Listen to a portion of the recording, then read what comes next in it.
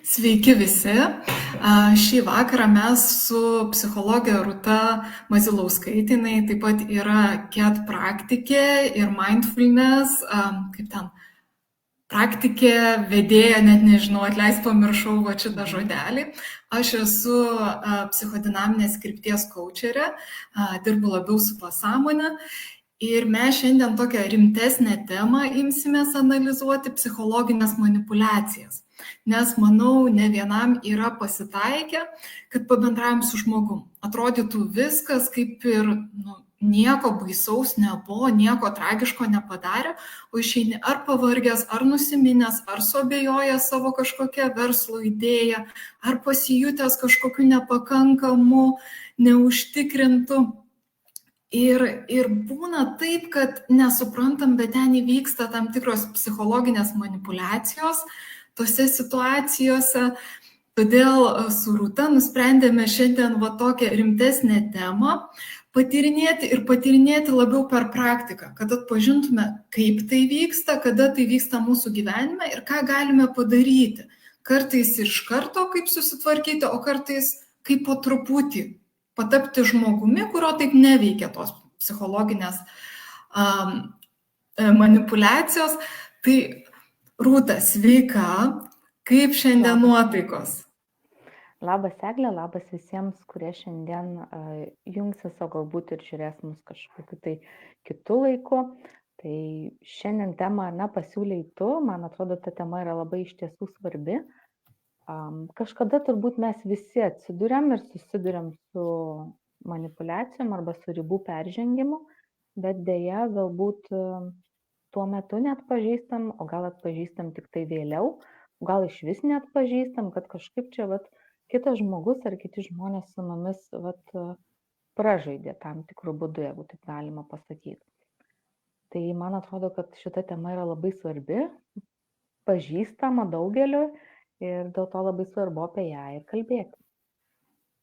Ir aš dabar, kaip čia pasakyti, Rūtai tokia užduotis šiandien yra be labai tokio intensyvaus pasiruošimo, ką aš sugalvau, kaip aš sugalvau, nes skaidrės ruošiau iki paskutinės minutės, bet neabejoju, kad jinai puikiai su savo praktika kaip psichologė, su savo tyrinėjimais, nuolatiniais literatūros, taikymo savo gyvenime, kuo puikiausiai prisijungs toks klausimėlis. Tiesiog pasakau, kad žmonės žinotų, kad čia nėra surepetuota, tu nežinai, ar pastebėjai paskutiniu metu, gal su tavim kažkas bandė manipuliuoti, gal kažkoks klientas, anonimiškai mes aišku tai dalintumėmės ir nespecifiškai kažkaip labai, bet bendriau, gal kažkokia tokia iškyla psichologinė manipulacija, kurią pastebėjai aplinkoje. Apie klientus aš, negalvoju, kad jie manipuliuoja ar kažkaip tai žaidžia, aš galvoju, kad tai tiesiog yra žmogaus patirtis, su kuria jie ateina ir tai yra, jeigu ir yra kažkoks elgesys, kad dėl to žmogus ir atėjo, kad jisai turi tam tikrų problemų savo mąstymo dalykuose arba kažkokių dalykų savo elgesyje. Šiaip be jokios abejonės, aš pastebiu, kad galbūt vis patenku ten, kur yra pažeidžiamos mano ribos, nežinau, ar tai tinka sakyti manipulacija, bet tiesiog aš susiduriu su tuo, kad reikia sau priminti, kad kažkas vėl atsirėmė į mano ribas ir ką dabar man su tuo reikėtų daryti.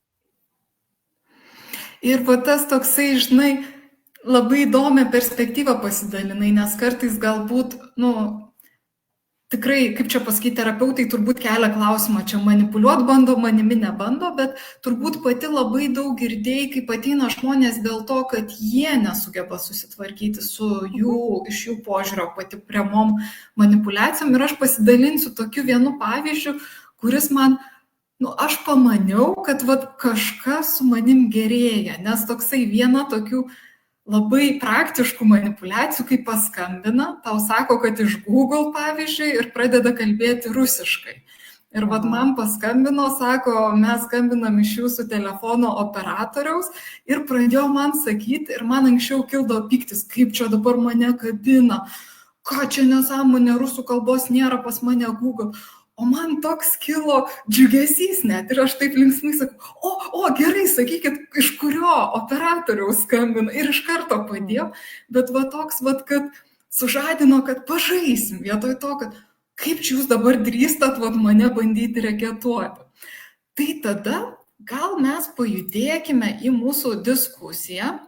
Aš dalinuosi. Aš dar šiek tiek tą tavo mintį atliepti, ar ne, kad galbūt ne visada mums išeina, ne visos aplinkos, ne visos aplinkybės mums yra palankios pažaisti, arba mes žinome tam tikras pasiekmes, kur galbūt nelabai ten pažaisti, arba, kaip sakant, prisižaisti, ar ne. Tai ir dar galvojant, tai ką tu pati paminėjai, ar ne, kad turbūt dažniau tenka man susidurti su žmonėmis, kurie susiduria su jų ribų pažeidimu, o rečiau galbūt tai yra tie žmonės, kurie sako, žinai, aš manipuliuoju kitais.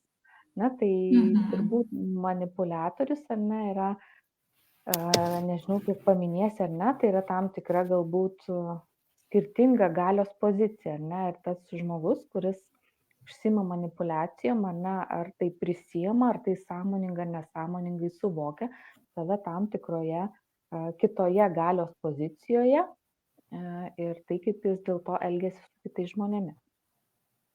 Taip, čia labai geras pastebėjimas apie galią ir labai tikrai yra toksai, kaip čia pasakyti, aš paminėjau tokį vieną pavyzdėlį, kuris siaurutis yra, nes iš tikrųjų va tos manipuliacijos yra didžiulė skalė ir tikrai kartais yra tie sprendimai, kur kažkokia viena frazė visą situaciją pakeičia, o kartais tie sprendimai yra labai sunkus ir labai skausmingi ir kartais tiesiog, kaip čia reikia institucijų įsikišimo tuose ekstremaliuose kraštuose ir mes šiandien tikrai visko neatliepsim, neaptarsim, mes truputėlį patyrinėsim ir tikrai, Rūta, ačiū, kad atkreipi dėmesio, kad tikrai nesakysim, kad, žiūrėkit, čia visas manipulacijas galima taip 1, 2, 3 ir išspręsti, visada galite gauti savo norimą išeitį, dalis bus ir to, kad gerai, o kaip man išbūti tame kartais, kaip, kas man įvyksta svarbiau negu, ką aš atsakysiu, kaip aš pakreipsiu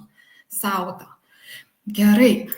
Tai dabar mes tokias pasirinkom, tiksliau aš parinkau su Rūtos sutikimu, parinkau tokias 3 pavyzdžius šitų manipulacijų ir aš pasakysiu, kaip aš pasirinkau juos.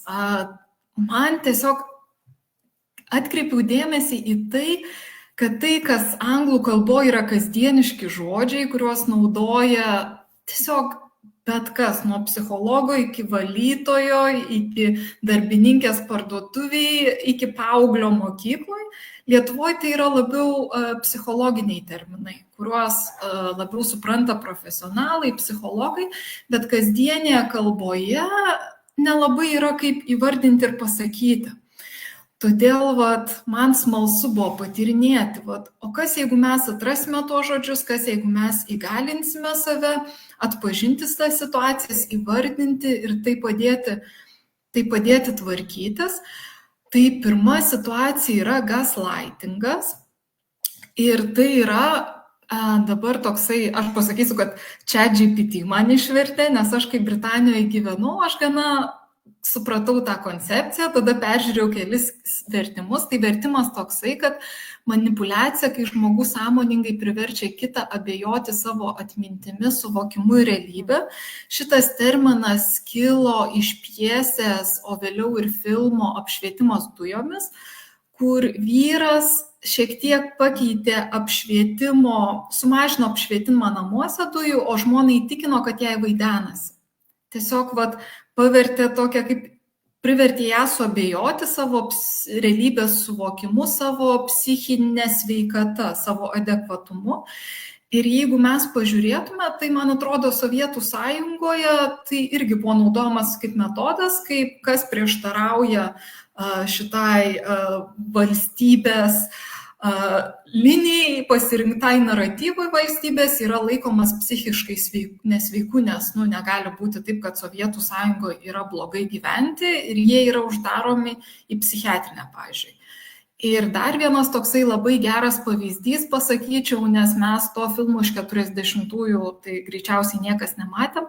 Gal atsimenat Ameliją iš Montmartro, kuri turėjo labai tokį bjaurų kaimyną ir jinai tam kaimynui keletą dydžių mažesnės šlepetes nupirko, į telefoną automatiškai, kur suvesti buvo skaičiai, skambinti, pavyzdžiui, mamai, jinai, man atrodo, ar į bordelį, ar dar kažkur padarė, kad skambintų tiesiog žmogus, kai darė tai, kas jam įprasta, jis gavo rezultatus kitokius ir, man atrodo, jis pats pasigydyti kažkur galų galiai išvažiavo ir filme, aišku, tai juokinga, nes jis buvo blogietis, bet iš tikrųjų, prieš jį jinai panaudojo labai didelę šitą manipulaciją, bet sakyčiau, yra tokie ekstremalūs dalykai, kur žmogus suabejoja savo psichinę sveikatą, kuris suabejoja savo psichiką, bet yra tokie dalykai, kuriuos laikome nekaltais. Aš skaičiau internete, man neteko patirti, kur, pavyzdžiui, kaip tėvai rašo,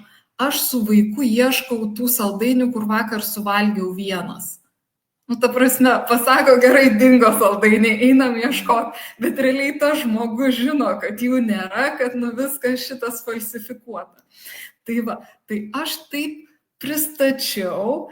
Rūta, kokios tau mintys, pastebėjimai, papildymai, gal situacijos kyla?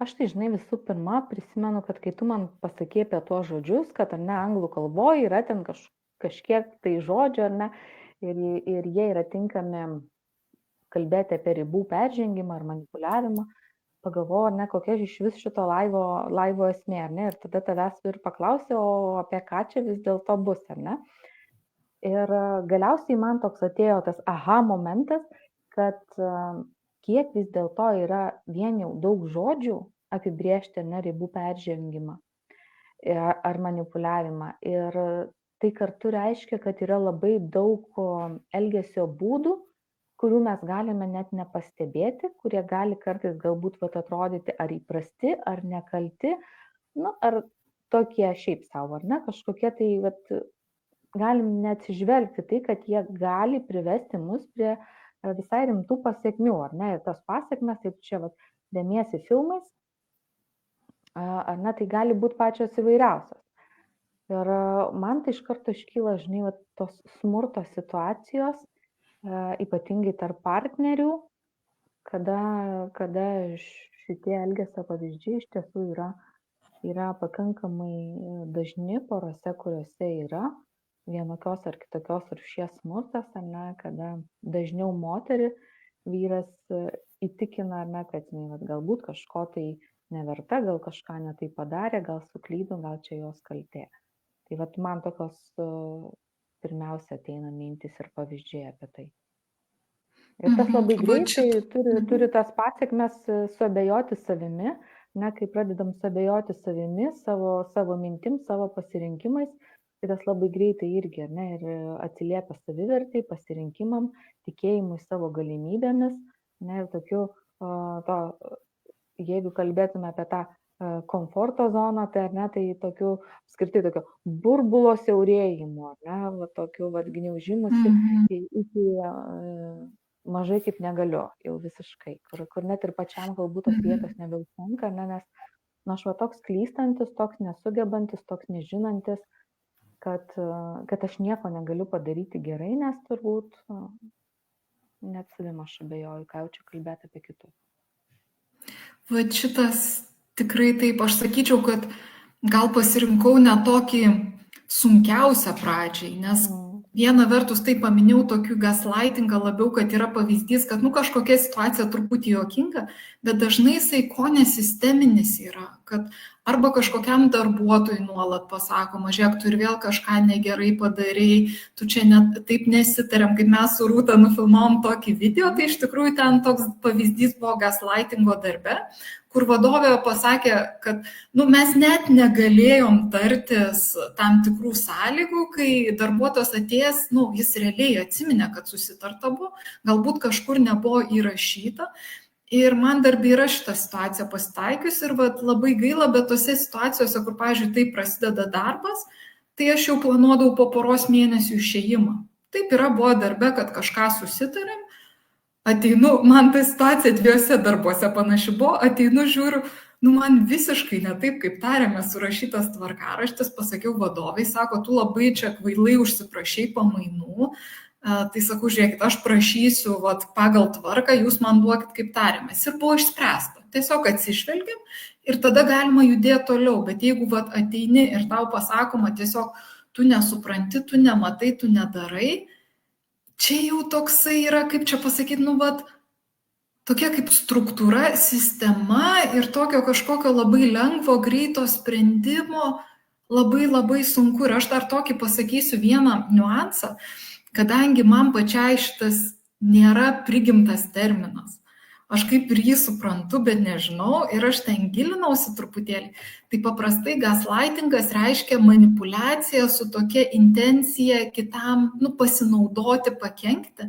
Bet medicinoje taip pat yra naudojamas toksai kaip medicininis gaslightingas. Ir tenai užtenka to, kad daktaras ar daktarė neatsižvelgia, ar kitas profesionalas rimtai neatsižvelgia į tą, ką klientas, pacientas pasakė.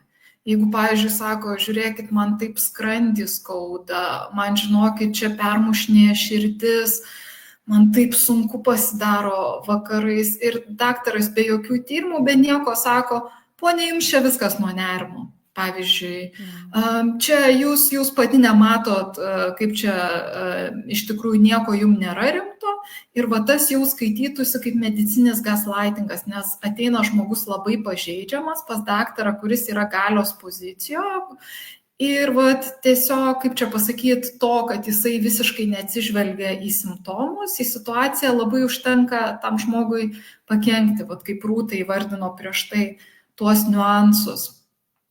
Ir vat, tas ilgalaikis labai poveikis, kai žmogus nuolat savim suabejoja. Ir dar kitas pasakyčiau, vat, kai Rūta pasakoja apie tą, kaip būna santykiuose tarp vyrų ir moters, kur yra smurtas psichologinis, gali būti finansinis, psichologinis, gali būti fizinis ar seksualinis, bet koks. Dažnai vat yra gaslightingas, kad nieko nebuvo, aš tau taip nesakiau, tu čia išsigalvoji. Kitas yra labai skaudus momentas, kai auga žmonės šeimose ir kartais vat jų visos tos patirtys ar smurto kažkokio, ar nepriežiūros yra nuneigiamos. Ir žmogus anksčiau ir vėliau žino, kad jisai negali kažko sakyti, bet kartais suabejoja, gal taip nebuvo, gal aš tai netaip supratau, nes jam pasakoma kaip mažam žmogui. Ir vėliau pereinama į tą, kad jisai pradeda galvoti, gal aš iš vis nieko nesuprantu. Ir tada pradeda blaškytis, ieškoti visada, kas čia autoritetas šitoj situacijoje, pagal ką čia galime spręsti. Tai mano dar toks pridėjimas, matau tokios mąstančios akis labai. Ką dar norėtumai pasakyti, pridėti prie šito? Aš gal čia, žinai, ne tiek pridėti, kiek tavęs, ar ne, paklausti, tu daugiau tai gilinaisi šiam kartui. Žinai, galima sakyti, ypatingai medicinui, ką paminėjai, ar ne, tai žmonės, kurie turi psichosomatiką, tai galvoja, ar ne, tai yra tokia padidintoj zonai, ar ne, patirti tai, ar ne, kad čia viską galima nurašyti psichosomatikai, bet vis dėlto tai yra vienkartinis, ar tai yra pasikartojantis, tęstinis, nes tai gali nutikti vieną kartą, ne, ir galim sakyti, tai jau čia taip vyksta su manimi, ar ne, bet kaip ir pati iš savo patirties sakėme, tai pasakei, situacija pasitaisė, tai turbūt nebuvo, ar ne, tas gaslightingas. Bet kiek turi trūkti, kad mes jau galėtume kažkokį tai pridėti žodį prie tam tikro elgesio. Va čia yra niuansų, nes aš kaip žiūrėjau, kad, pavyzdžiui, psichologiniam žodyne gaslightingas yra kažkas su tokiu, kaip čia pasakyti, intencija arba pakenkti, arba manipuliuoti, bendrai naudojamas ir yra toksai atsitiktinis žmogus iš tokios nekompetencijos, ne tiek gal iš nekompetencijos, bet iš tokio, kaip čia pasakyti, nenorėjimo ten gilintis, nenorėjimo, tiesiog nori, kad jam paprasčiau būtų. Ir iš karto viską nuneigia. Tu čia per jautriai reaguoji, nieko ten nebuvo, galima pasakyti šitaip. Čia vat yra ta skalė, kad va tas kasdienis naudojimas gali sakyti, blemba, aš vat išsipasakau, kaip aš baisiai jaučiuosi ten kažkokiam žmogui, o man sako, tu čia per daug reaguoji, čia nieko neįvyko, čia jau galima sakyti, nu, vat gaslightingas. Bet tokias, manau, gal lietuviai labiau verčia tą gaslight, čia anglų kalboje, tokio kasdieniško, kur vat yra ta žodis kaip kasdieniškas žodis. Lietuviai labiau verčia, man atrodo, tą psichologinį vertimą, kai jau turi būti tam tikra intencija pasinaudoti, vat, pavyzdžiui, darbo situacijoje, kad pasodinti tą žmogų darbuotoją į vietą, kad jis nesikabinėtų, nesikamantinėtų, nenorėtų ten kažkokių tokių savo naudų didelių ar pagalbos. Tai tokia yra skalė ir yra vat niuansai, kaip mes žiūrėsim ar grinai kaip į psichologinį terminą, ar į tokį kasdieninį, kuris taip lengviau kaip čia pasakyti, panaudojamas. Gali būti ir vienkartinis, gali būti ir sisteminis, ir aišku, tas vienkartinis toks, blemba, nu vat, gerai, kai gali pasakyti, nu vat, nugaslaitino mane, neišklausė, nesuprato, netjautė. Sisteminis, va čia jau kur prasideda, man atrodo, va tas darbas ir mūsų kaip dirbančių su sąmonė, pasąmonė, ir dar kartais būna visa komanda visų kitų specialybių. Kartais ir policija iš tus dalykus važiuoja, kartais ir medikai, ir socialiniai darbuotojai. Ta prasme, vat gaslightingas gali nueiti vat į tą labai kraštutinį dalyką, kur tikrai pažeidžia sąmonę. Tai va ir kaip minėjau, gali netgi tokį politinį susidorojimą irgi įeiti. Tai čia tokia labai plati sąvoka, tik tiek, kad mes kartais neturim žodžio pasakyti, kad ir nesakysim mes, gaslightino mane dar vadovė šiandien. Tai iš tikrųjų, kas klausotės, tai siūlau pagalvoti žodžių. Vat kol jūs klausot, gal jums ateis kokie žodžiai, kaip mes galim naudoti vat kasdienybei, nes iš tikrųjų nei gaslightinimas, nei ten mano realybės nuneigimas. Truputį geriau, bet vis tiek sunku. Gerai, tai tada siūlau keliauti į antrąjį terminą, tai manipuliavimas kalte. Aš nežinau, Rūta, noris tau truputėlį papasakot, nes mačiau prieš porą savaičių tokį video buvai paruošusi, pasidalinai. Tai gal tu pradėk ir jeigu kažkokia man mintis bus, gerai, aš papildysiu. Tu pridėsi. Tai čia toksai dalykas, kaip čia pasakyti, kažkas nori kažką gauti iš kito žmogaus ir vietoj to, kad imti ir paprašyti, tas susakoma taip, kad sukelti žmogui neigiamas emocijas, kaltės, gėdos pajautimą ir tame pereiti jų ribas, padaryti, kad jie atsisakytų savo poreikių ir pasirinkimų.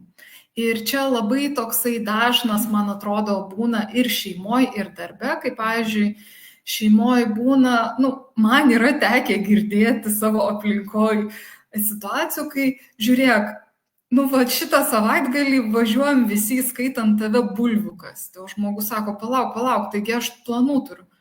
O tai kaip tu nevažiuosi, taigi tas žmogus, kuriam kasam tiek kartų tau ten kažką padaręs, ar tau atvežęs, padovanojęs, taip tave myli. Ir stengiamasi sukelti tą kalties jausmą, stengiamasi tiesiog padaryti, kad tas žmogus pasirinktų, kaip manipuliuojančiam reikia ir netiesiogiai nepasakius, kad, žinok, aš labai noriu, kad tu važiuotum, man reikia, aš geriau pasijausiu. Ne, tu pažiūrėk, gal tu čia kažkoks netoks, o darbe labai mėgstamas toksai, tau reikia rytoj ateiti padirbti, kažkas susirgo. Nepykit, negaliu, pas mane susitikimai, vizitai. Ne, žinok, jeigu neateisi, tai tu čia pavesi komandą, čia visiems tai blogai bus, nes tu būsi kaltas. Tai va čia tokia pora pavyzdžių, tai kaip tau, Rūta, va šita manipuliacija? Kaltė apskritai yra labai tokia sunki ir nemaloni emocija, ar ne? Ir jos tikslas kaip emocijos, ar ne, aš visą laiką stengiuosi galvoti, koks yra šitos emocijos tikslas, ar ne? Tai kaltės tikslas yra atstatyti padarytą žalą. O tie pavyzdžiai, kur tu sakai, ne, tai čia jokios žalos kaip ir nepadarai, dėl to, kad nenori važiuoti ten bulvių, tarkim, kasti, ne? Ir ką aš dabar pagalvojau apie tokį platesnį kontekstą, kad tai yra turbūt vis dėlto tam tikrose situacijose, aišku, ne visur tas tinka, ne, bet yra kažkoks tai kontekstas ir tie tokie žodžiai turim, privalom, yra priimta, bus negražu, kaip čia atrodys, ar ne, nu, va, ypatingai, va, čia tos bulvės, ar ne, kažkokios galbūt šeimininės situacijos, nu, tai kaip čia atrodys, čia kažkaip negražu bus, jeigu tu ten kažkaip pasielgsi arba nepasielgsi, ar ne? Ir tas toksai manipuliavimas kalte, jisai toks, nu, kažkur išvažiuoja, ne, automobiliukas į šitą šeimos visą susijungimą. Tai slidus, ar ne, vat labai yra slidus reikalai, to, ką sakai, ne, tiek gaslightingas, tiek manipuliavimas kalte, tai yra sunku atpažinti, atskirti, ar ne, ar čia dabar ar turiu, privalau, ar noriu, ar čia tikrai vyksta tai, kas vyksta, nes na, tokio daug labai subjektyvumo, daug asmeninių dalykų, kurie išeina į areną, ar ne, kaip gal man bus nepatogu, jeigu tu nevažiuosi tų bulvių kasti, gal aš nežinosiu, ką tetė Aldonai pasakyti, ar ne, ar dėdė Juozai, kodėl tu vis dėlto netvažiavai tų bulvių kasti. Na, tai ir kad aš taip nemaloniai nesijausčiau, tai vat yra tam tikros taisyklės, kurių reikėtų laikyti. Ir, nu, ir tas vėlgi, ne, mes to taisyklių galbūt nesam tiek patys asmeniškai priėmę, bet kiti žmonės turi savo taisyklės, kaip gyvenimas, santykiai, bendravimas turėtų atrodyti.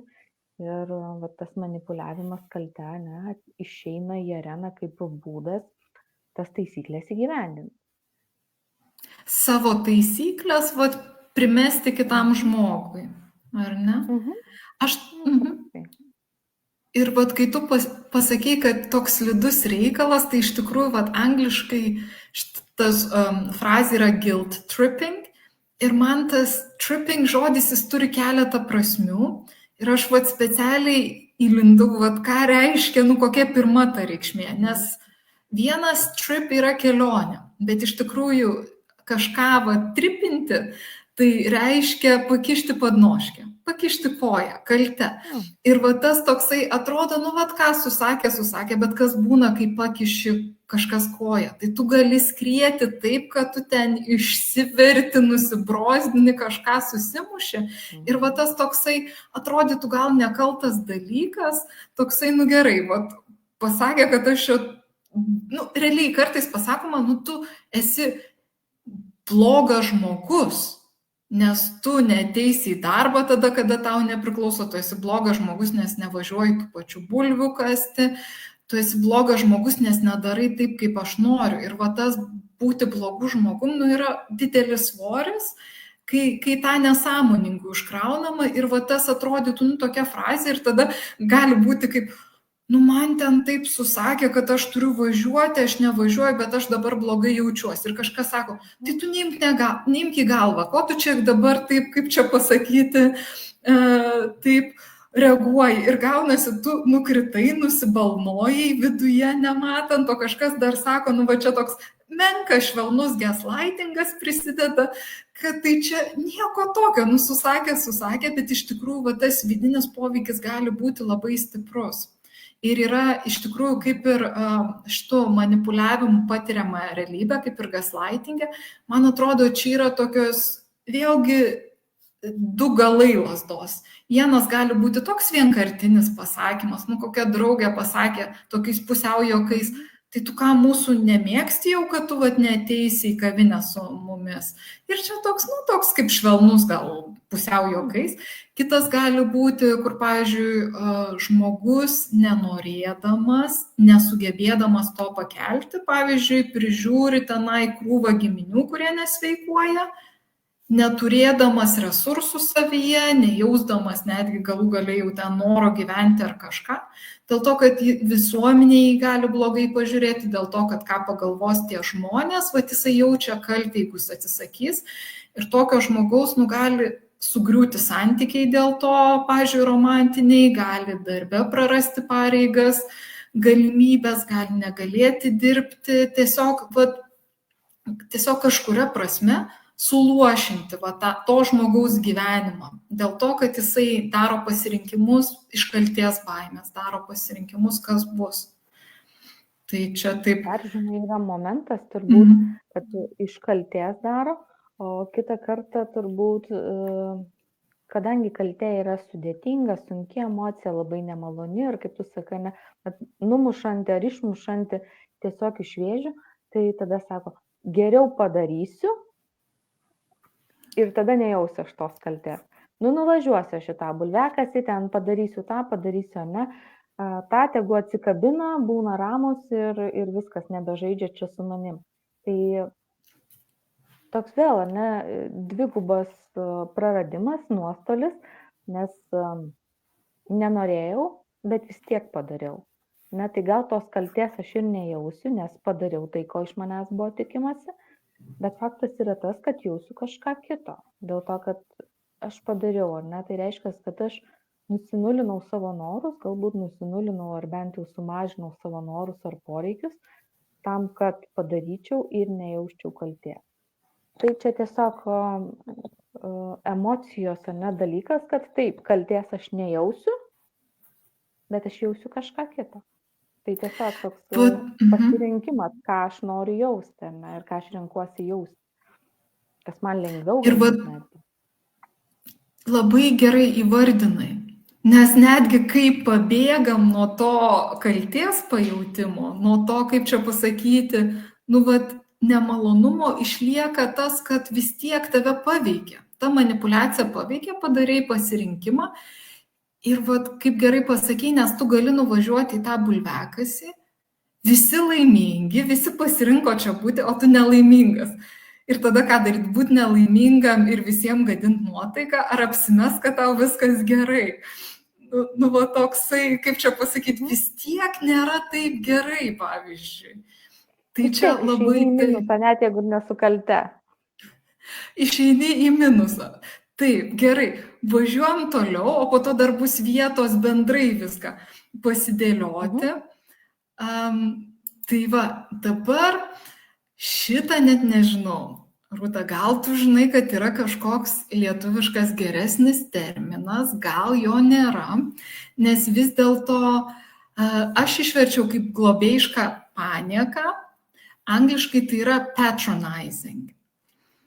Ir čia toksai, kaip čia pasakyti, kalbėjimas iš aukšto, bet dar su tokiu momentu lyg tu padedi kažkam, lyg tu juos, vedi, toksai, galiu porą pavyzdžių pasakyti. Tai vienas iš jų, pavyzdžiui, man toksai kartais papuldo, kad, pavyzdžiui, ar yra pamoka, ar paskaita, kažką tenai išdėsto, tu labai atidžiai klausai, užsirašai ir kažkurioje vietoje turi specifinį klausimą. Žiūrėkit, o ten taip ar taip ir kažkas sako, reikėjo tau klausyti, tu čia negirdėjai ir tada kažką labai bendro apie tą pasako. Toksai, kad kvailą klausimą uždavė, nieko nesupranti ir lyg tau tą kažkokį labai bendrą dalyką duodami pataria. Kita dalis, pavyzdžiui, vėlgi medicinoje labai panaši situacija, kad aš čia tokį pavyzdį parašiau skaidrėje, kad jūs čia labai daug visko man pripasakojote, tai matau, kad jums labai sunku ir aišku, kad čia jums viskas dėl nerimo. Čia vėlgi toksai kaip lyg klausė, lyg neklausė ir jau tam žmogui viskas aišku. Ką tu kalbėjai, tai tu toks kaip vaikas, kaip toks kvailelis pusiau, o jie jau viską supranta, tau kažkokią tokią bendrinę frazę pasakė, atsakė, davė ir visiems viskas aišku. Tai dabar sakyk, kiek aš paaiškinau tai, kiek suprantamai, nes visgi nėra lietuvių kalboje tokio atitikmens, kad aš būčiau radus. Na čia, žinai, toksai man narcisizmo kvapelis, ar ne? Toksai... Tai man atrodo, daug jų labai skaniai susivalgo su narcisizmu. Toks ryškus narcisizmo kvapelis, ar ne, tas toks savęs kaip išskirtinio pastatymas, parodimas, ar ne, kad aš žinau geriau, jūs čia vis tiek kažkokie nepakankami ir reikėtų daryti taip, kaip aš sakau, ar ne, kažkas apie tai. Ir kartais netgi toksai nedaryti. Tiesiog tu ateini su tokia, tarkim, klausimų problema ir jau atsako, jau net spręsti čia nereikia, viskas ir taip aišku, čia tik tu toks vienas išsižios. Ir tada lieki galvot, o tai pas ką man eiti, kaip man formuluoti, nuo ko man pradėti, čia dabar šiandien vėl klausti, ar palaukti rytojaus susitikimo, ar kažkaip.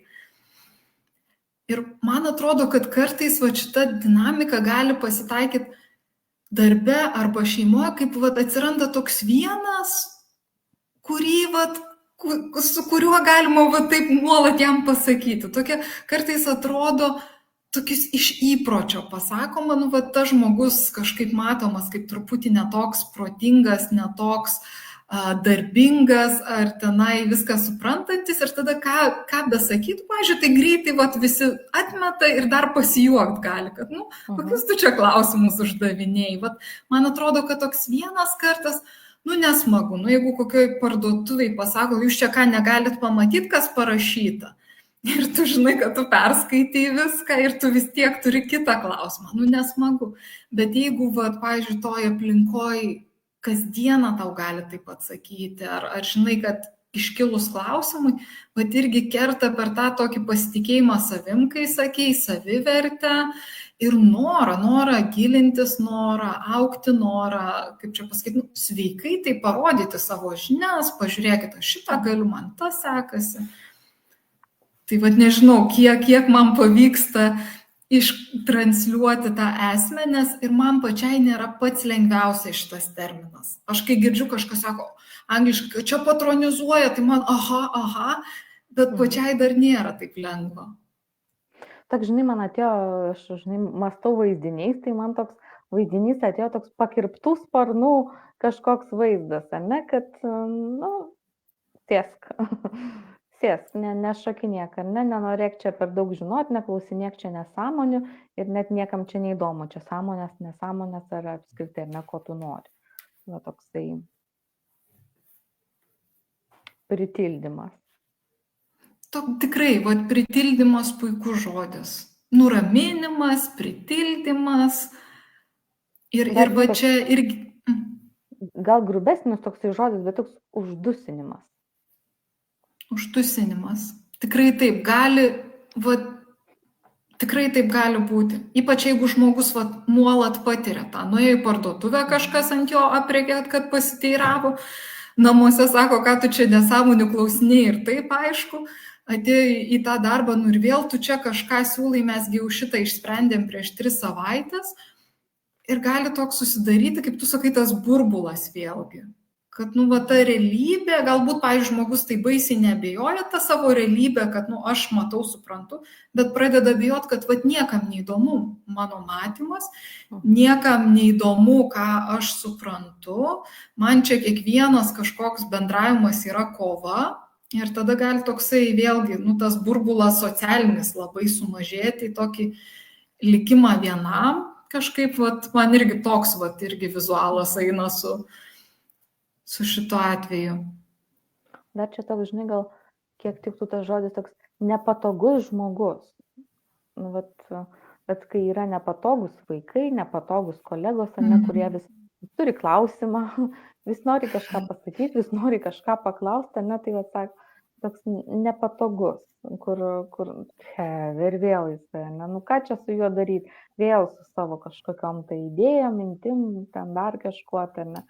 Kažkaip čia reikia truputėlį jį nusodinti, nes su savo klausimais tai iš čia atsibodo. Vat labai geras palyginimas, nepatogus žmogus ir man labai tokia irgi vat atėjo dar viena situacija, nes vat tas žmogus gauna etiketę. Tarsi, nu, tas vat viena situacija, viena nesąmonė, bet vat gali gauti etiketę, nes vat porą kartų su juo tai pasielgia ir visi darbe nusprendžia, nu, vat jis toks. Ir tada gaunasi, kad visi taip elgiasi. O tas nepatogumas tai yra, kaip čia pasakyti, sąveika tarp žmogaus ir aplinkos, nes iš savęs, nu, nei vienas mes nei patogus, nei nepatogus. Ir aš galiu pasidalinti savo tokia patirtimi, kad aš pradėjau studijuoti Lietuvoje, pamačiau, kaip čia viskas vyksta ir galvoju, nenoriu aš čia N metų skūstis, pabandykim kažką kito. Ir kai aš atsidūriau Britanijoje, Ir aš imdavau klausinėti, tenai buvo praktinės veiklos, patirminis ugdymas gamtoj, pavyzdžiui, lipimas uolom. Ir aš sakau, o kodėl vat, jūs taip įrangą sujungėt? Mes tai visai kitaip. Ir tokį dėstytojai, nu, mes visada taip darom, bet čia dėl to, dėl ano ir dėl trečio. Bet iš tikrųjų man vėliau pasakė, nu žinok, nėra lengva, kai tu kažko va taip klausinėji, bet mes tave vertinam už tai. Ir aš tapau tokiu smalsiu žmogum, vertinamu žmogum, nors kitoje aplinkoje aš esu nepatogus žmogus dėl to paties klausinėjimo. Tai va čia va labai toksai, va, kad netinkamoje aplinkoje, va ta panieka patampa etiketė ir etiketė patampa tokia instrukcija, kaip žmonės su kitu elgesi ir iš tikrųjų, kaip sakai, pakerpa sparnus. Ir gali labai stipriai pakirpti sparnus ir manau kitokio, kad, nu, va, kažką labai brangaus žmogus gali pasijausti toje aplinkoje praradęs, tokios savasties dalelės. Kad va, aš buvau smalsi, aš, pavyzdžiui, buvau ta, kuri daug siekia, ta, kuri stengiasi, o va, toje aplinkoje man dabar jau nesistengiu. Čia turbūt seks po to, apie ką šnekėsi, ar ne? Čia apie tą sąmoningumą, kiek man reikia likti toje aplinkoje ir kada vis dėlto tos sparnus iš tos aplinkos, kol dar jų nepakirpo, reikia kelti. Šitą aptarsim, šitą atsimink, aš taip konkrečiai nepažymėjau, bet manau, čia va tas su psichologinė manipulacija, manau, dažnai vienas iš klausimų yra, žmogus atsiranda tokioje būsenoje, tai man likti ar išeiti, man pasistengti dar, ar man viską mesti, čia aš per silpna, per kvaila, nieko nesuprantu, ar čia aplinka iš tikrųjų toksiška. Ir man atrodo, kartais galima net metus praleisti tame tampimėsi ir nepadaryti nei to išėjimo, nei kažkokio pokyčio, kad gerai, nu aš čia liekuosi ir aš atrandu būdus prisitaikyti, nes vieną savaitę aš išeinu ir man vienodai, kitą savaitę aš lieku ir stengiuosi ir va čia atsiranda tokia kažkokia guma, kad labai vargina iš tikrųjų. Tai... Žinai, kada pradedi galvoti, ar kada gauni kažkokį grįžtamą ryšį kažkokią, ar ne, apie tai, kad tu čia toks brokuotas galbūt, ar ne, tai kur aš toks brokuotas eisiu, ne, ką manęs reikės tokio brokuoto. Ir aš galvoju, kad mūsų, aš vis grįžtu prie tos socialinės, kultūrinės aplinkos, labai formuoja mums požiūrį, kad mes vis nepakankami, kad mes vis dar kažkokie brokuoti, ir turime dar save tobulinti, ne, tos skambios frazės, asmeninis tobulėjimas, aš tobulėjai, tu ką netobulėjai, Dievas, žinai, šundra visiškai nėra, apie ką su tavim šnekėti, ne, nes tu netobulėjai. Ir kai mes galvojam apie save vis kaip apie tokį, kuriam vis reikia tobulėti, ne, nes kiti tai jau ten toliau nuėjo, ne, aš čia jau per šviesmečius atsilieku, tai labai sunku tą kitą ir pasiekti. Nes aš vis galvoju apie save kaip vis apie nepakankamą. Man reikia tobulintis, man reikia tobulėti ir aš nebematau arba tiesiog išfiltruoju, kas manyje yra mano resursai, kas manyje yra gero ir kiek toli aš jau nuėjau. Ir tada, jeigu dar vis iš išorės gaunam, ar ne, tas tokias žinutės, kad čia kažkas su tavim ne taip, ten labai sunku. Ir iš vis tą žingsnį žengti kažkur ir, kaip sakai, tos gumos tampimas tampa toks labai įprastas. Kur aš eisiu ir ką aš darysiu? Geriaugi nebus. O gal dar blogiau bus, ar ne? Išeisiu į tą platų į pasaulį, ne, už šitų neva tai saugių sienų, ar ne, ir tada ten bus dar baisu. Bet iš tiesų tai dažniausiai nebūtinai tai yra tiesa ir dažniausiai tai yra netiesa. Labai labai stiprios įžvalgos ir tas, kad, pasakysiu, tiek nemažai tekę skaityti yra, kaip, pavyzdžiui, išeinant iš smurtaujančių šeimų, labiau gal vyras sako, nu kas tokį ims tave, kam tu reikalinga, tu čia niekam neįdomi, tiek va tas, kaip sakai, visuomenės spaudimas, kad tam tikrų tenai, tiek formų, tiek išsilavinimo, tiek amžiaus, tiek, kaip čia pasakyti, etniškumo, labai daug yra tų rodiklių, pagal kuriuos galvoju, kad tave iš karto atmes.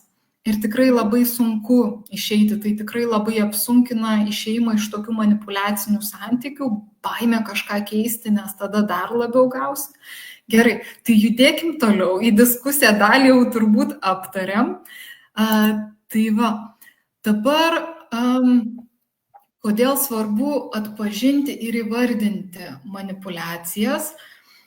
Tai kažkiek turbūt jau aptarėm, man patinka, yra tokia angliškas pasakymas, aš pusę jo žinau, dėl kitos pusės nesu tikra, kad naming the beast solves half of the problem. Gal aš čia sukūriau, kad kai vardini žvėrį, tai jau pusę problemos išsprendai. Tokia, radau, kad Olegas Lapinas, psichologas, psichiatras, tai įvardinęs kaip teisingai įvardinta problema pusę darbo. Ir aš atsimenu iš fizikos pamokų, kai tu žinodavai, kas yra duota ir ką reikia rasti, tai, uždavinio sprendimas jau būdavo labai netoli. Tiesiog tada dar formulę pasirenki realiai, tik nesuklyst, turėjau atsakymą. Tai, gal truputėlį aptarti, kodėl svarbu įvardinti, kodėl svarbu atpažinti, kad vyksta manipulacija.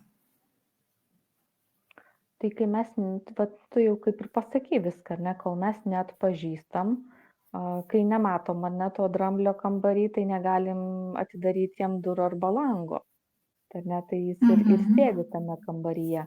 Tai kai nežinai, kas yra, tai nežinai tada ir ką daryti ir su kuo daryti. Ir aš manau, kad apibrėžia. Ką tu sakei, ką pabrėžiai prieš tai, kad atsiranda tas toks kaip etiketė žmogui. Kad gaunasi ne tai, kad problema, kad manimi manipuliuoja, ar kad mano stiprybės netitinka šitos komandos, man čia negerai, bet pereinama į tokią, kas su manim negerai.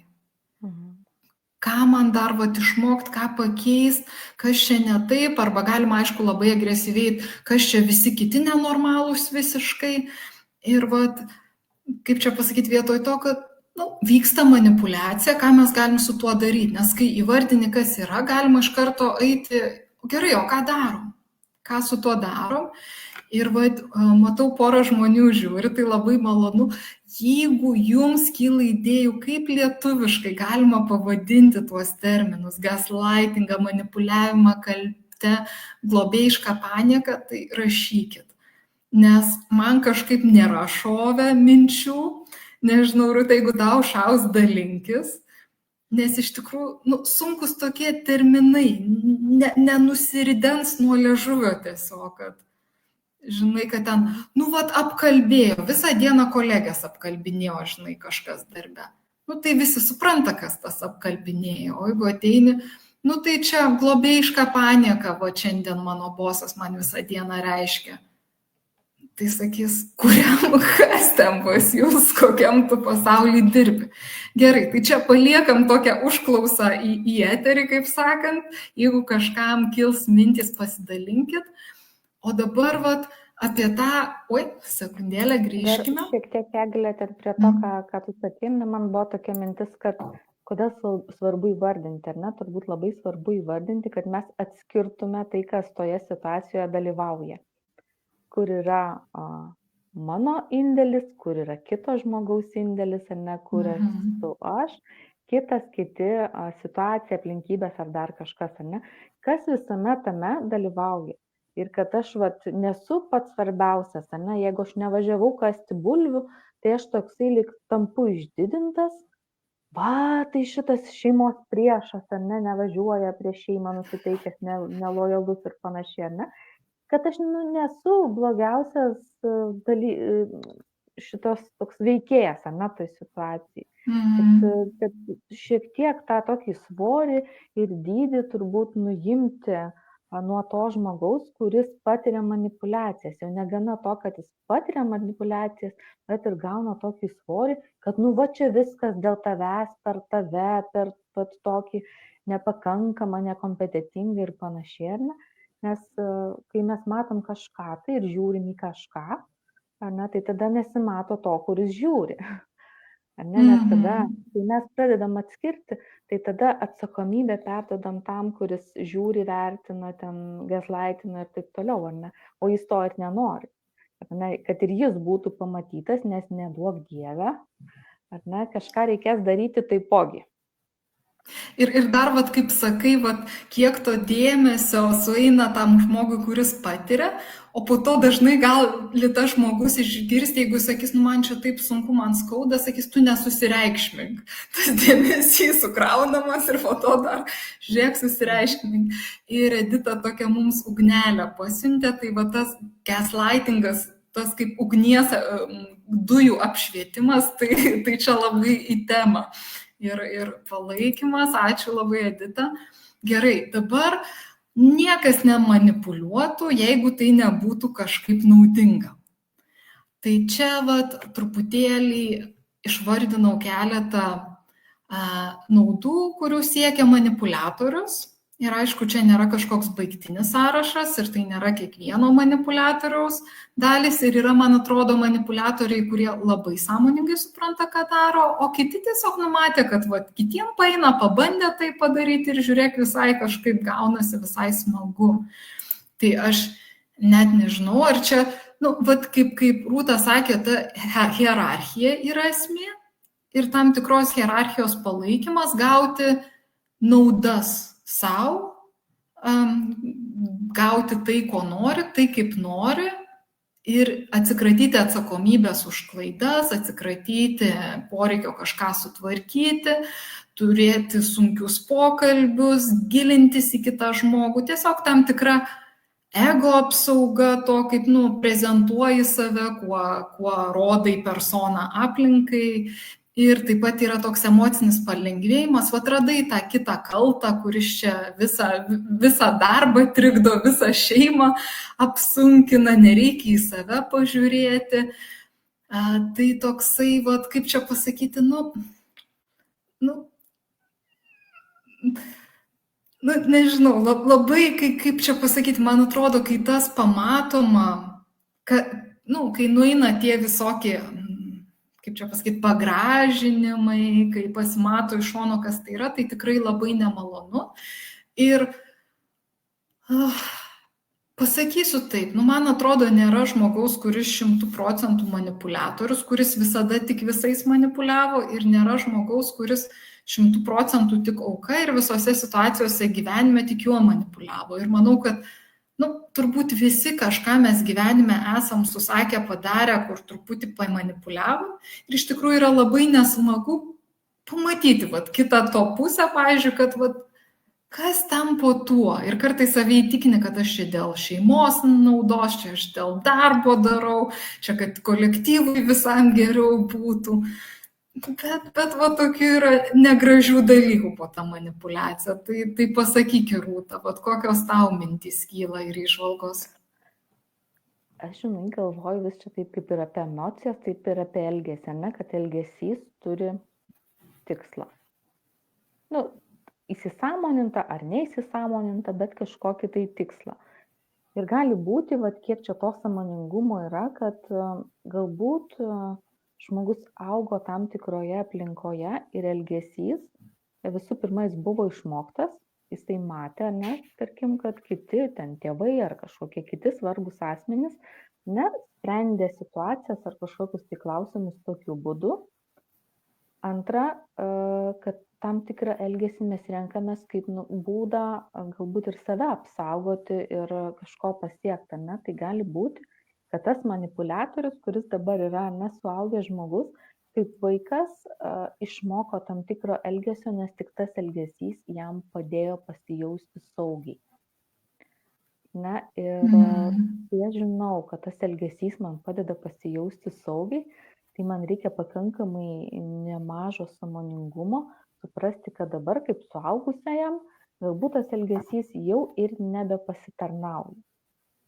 Kad kaip mes ir sakėm, ir minėjai, kad visokių ir neigiamų pasiekmių tas elgesys atneša, bet tam reikia sąmoningumo ir kaip ir kiekvienoje smurto situacijoje, kad smurtautojas turi savo kažkokią priešistorę, taip ir manipuliatorius turi savo kažkokią priešistorę ir kam jam to reikia.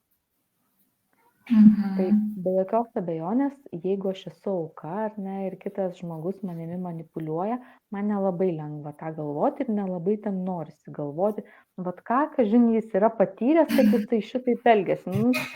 kas man, ne, nuo to, ką jis ten patyrė. Dabar tai aš patiriu. Bet kiek irgi vat, apie tai galima pagalvoti, o kodėl dabar šitas žmogus taip elgiasi. Kodėl jisai manipuliuoja ir ar jis neturi įgūdžių, ar jis taip yra išmokęs, ar jam vėlgi kažkas baisu, kodėl galbūt pripažinti kito žmogaus vertę, ar ne, ir kad tas klausimas, galbūt 10, kurį jisai užduoda, lemba, koks geras klausimas buvo, ar ne?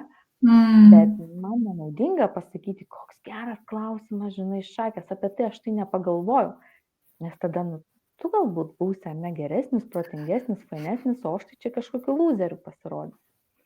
Tai vat mano tas toksai turbūt papildymas ir mintis, kad apie tai, kad elgesys yra išmokstamas, jisai turi tikslą ir kad galbūt tas tikslas jau buvo, ar ne, kažkada tai, ir nors dabar jis ir nėra tiek naudingas ir funkcionalus elgesys, siekiant tam tikrų tikslų, bet jis yra. Labai, labai gerai pasakei ir žinok, man toks jausmas, kad čia reiktų dar vienos skaidrės, kurios aš nepadariau. Tai yra naudos aukai. Naudos tam, kuriuo manipuliuoja, nes iš tikrųjų, kaip čia pasakyti, dažnai man atrodo toks sprendimas yra, kaip čia pasakyti, manipuliaciją sutvarkyti, tai išeiti į aplinką, kur niekas nemanipuliuoja. Bet iš tikrųjų, žvelgiant giliau ir dirbant su žmogaus sąmonė, su psichologija, su pasąmonė, dažnai mes liekam tam tikroj dinamikoje, santykėje tam tikrame, nes mes tam tikrą naudą gaunam, kad ir kokia jinai gal maža, kvaila, bet ir aš čia nesurašiau, tai aš galiu pasidalinti, kokios man tavęs beklausant atėjo mintis, jeigu tau kils papildys, nes turbūt dirbant pastebėjai ir galbūt pati prašai žmonės, kad įvardinti, ką jie gauna iš likimo toje dinamikoje. Tai vienas, kad jeigu tu esi auka ir supranti, kad kitas yra agresorius, bet jeigu tu lieki tuose santykiuose, tu gali neprisimti atsakomybės sprendimui. Jis mane kankina, jisai blogietis, mano gyvenimas būtų geras, jeigu jis pasikeistų. Tai tokia pozicija, kai man blogai, visi kiti kalti ir aš laukiu, kol jie susitvarkys. Kitas dalykas yra toksai, kaip čia pasakyti, kenčiančiojo, gal kaip stachanoviečiai, kur ten labai dirbo ir labai daug uždirbo, tokia motina suvargusi, save atidavusi, tokia, kad aš taip dėl kitų, kažkas manipuliuoja kalti, o kažkas sako, aš tiek dėl jų darau, aš taip viską atiduodu, neklausiu, važiuoju, užsidėjimas tas tokio ženkliuko, aš esu svarbus, aš esu reikalingas, aš turiu vertę visuomeniai, šeimoje, nes, aš tiek pakeliu. Aš esu stipri, nes aš pakeliu, ne dėl to, kad aš atstoviu savo ribas, nusibrėžiu savo norus, bet aš tokia stipri, pavyzdžiui, nes aš atsisakau savo norų, aš pakeliu bet kokius sunkumus, aš nedarau patogumų ir tokia tarsi saugi rolė. Kitas dalykas, nereikia eiti į konfliktus, jeigu kažkaip, mani manipuliuoja, bet aš kenčiu, nes į konfliktą eiti labai sunku. Pokyčiai dideli, vėlgi, kaip mes pasakėm, tuos ekstremalesnius variantus, jeigu yra šeima su smurtu, jeigu yra darbas, kur nuolat manipuliuojama ir labai stipriai, tai išėjimas iš tos situacijos, ten dideli pokyčiai gali reikalauti didelių žingsnių, gali reikalauti sprendimų, kurie pakeis gyvenimą, kad ar kreiptis į darbo inspekciją, arba susirasti naują darbą, ar išeiti į naują būstą, krizių centrą, dar kažką, tai yra labai didžiuliai žingsniai ir kartais truputėlį saugiau yra likti toj pažįstamoj manipuliacijoje, toj pažįstamoj disfunkcijoje. Kartais tiesiog, kaip čia pasakyti, tas dėmesio galima gauti per tai. Pažiūrėk, kaip vėl su manim kalbėjo, kaip su manim elgėsi. Toks gaunasi identitetas. Aš žinau, kas aš esu, aš turiu istorijas papasakoti apie save. Ir taip, aš nežinau savo svajonių daugiau, aš nesiekiu nieko, bet mano gyvenime yra veiksmo. Vyksmo, kažkas kažkur keičias. Tai va taip iš tokios praktinių patirčių, iš darbo, iš gyvenimo, iš lempos, kaip sako liaudis, vat kyla tokios mintys. Vat gal kažką papildyti, gal apibendrinti ar paprieštarauti norėtum. Tai turbūt viską ir pasakei, kas irgi man ateina į galvą, gal dabar, žinai, vat, iš tos, kadangi dabar vyksta mindfulness grupė, ar ne mano, tai dabar irgi tas toksai gyvas jausmas ir turbūt vengimas tam tikrų patirčių, kad bus nemalonu patirti išėjimą iš darbo, iš namų, iš pažįstamos aplinkos, tai irgi tas yra nauda, kai aš toleruoju tai, kas yra pažįstama, nors ir nemalonu, man nereikia susidurti su kažkuo, kas galbūt bus dar nemaloniau. Ir dar pažinti kitus žmonės geriau, nes, kaip sako, vat, kai žmonės skiriasi, pažįsta visai nepažinta, kartais sutuoktinio pusė neįsivaizduota. Ir pažinti save geriau, manau.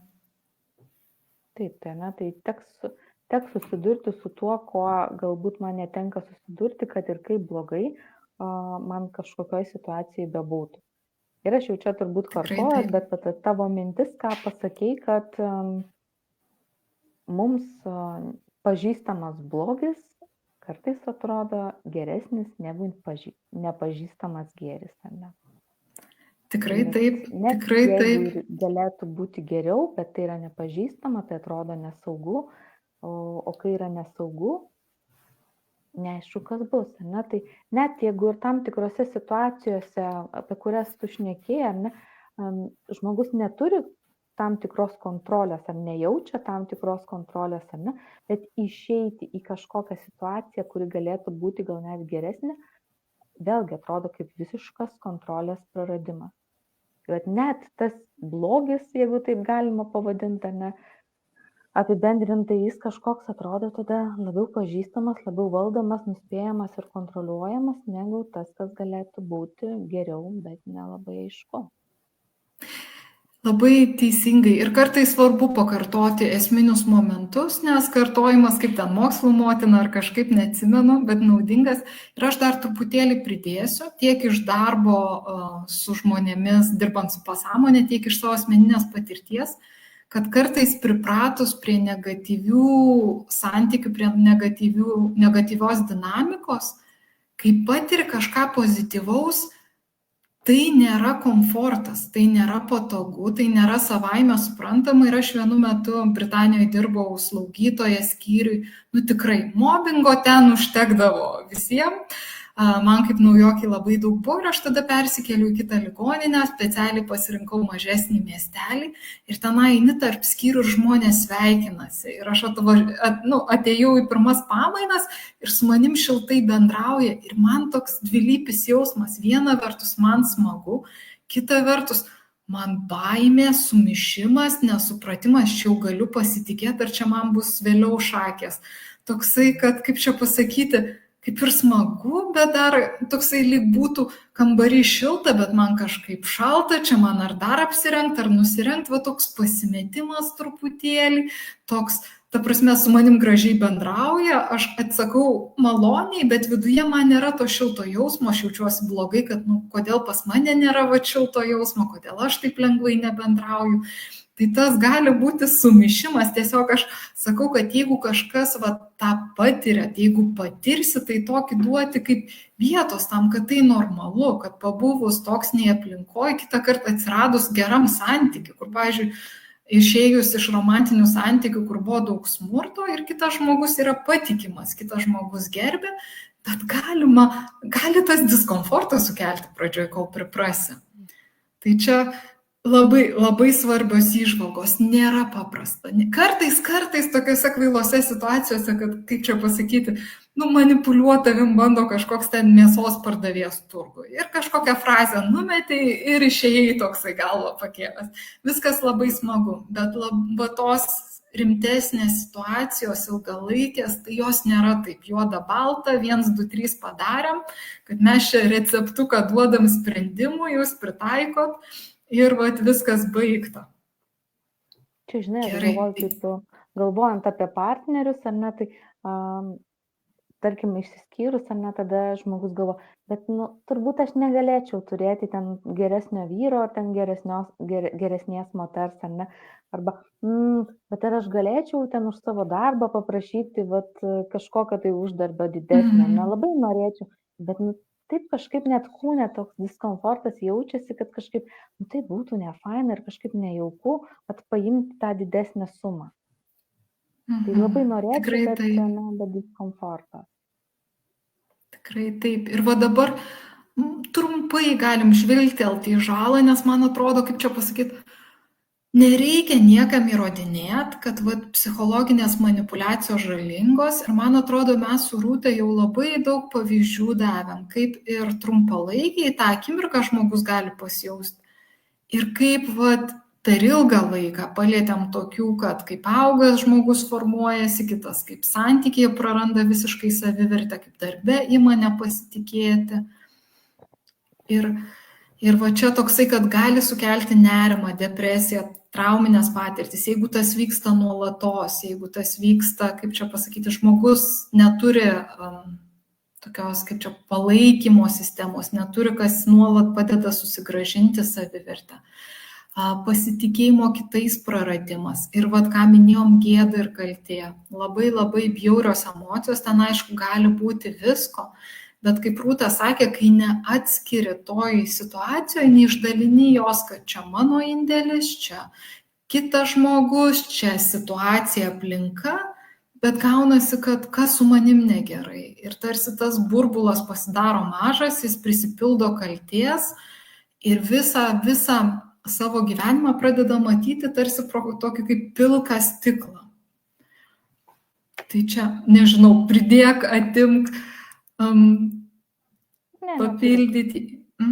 Ir iš tikrųjų yra žala manipuliatoriui. Kaip Rūta kalbėjo, kad manipuliatorius dažnai nėra kažkoks žmogus peržiūrėjęs, jisai žino 100 būdų, kaip tvarkyti su situacija ir jis išsirinko 5, kurie yra manipuliacija pagrįsti. Jis galbūt tuos 5 tik tai ir žinojo, nes kitais būdais jam vaikystėje neleido elgtis. Galbūt nebuvo niekad galima tiesiogiai įvardinti savo poreikių, galbūt nebuvo galima paprieštarauti namuose. Ir gaunasi tai, kad išmoksta, kad savo tikslų pasieki manipuliacijai. Ir keletą dalykų, kaip kenkia manipuliatoriui šitie dalykai, tai yra, jisai pilnai nesubręsta, neauga. Jeigu jisai gali nuolat sukontroliuoti aplinką būtent taip būdais, jeigu jam niekad iššūkio niekas nemeta, jisai ir toliau lieka tame brandumo lygmenyje, jisai lieka priklausomas nuo tokių savo strategijų ir gaunasi izoliuotas, nes žmonės pradeda jausti nuoskaudas, pasipiktinimą, net jeigu ir atrodo, kad viskas kaip ir paina, padaro kaip jis nori, bet to tikro ryšio nėra. Tai čia tik keletas, nes jų tikrai yra daug ir yra, jeigu imtume, pavyzdžiui, institucijas darbe, gali dažnas darbuotojų keitimasis vykti dėl to, kad komandoje vyksta psichologinės manipuliacijos, gali būti biuleteniai nuolatiniai, gali būti klaidos. Tiesiog čia, kaip čia pasakyti, kuo giliau į mišką, ten mes tiek tų medžių rastume dar.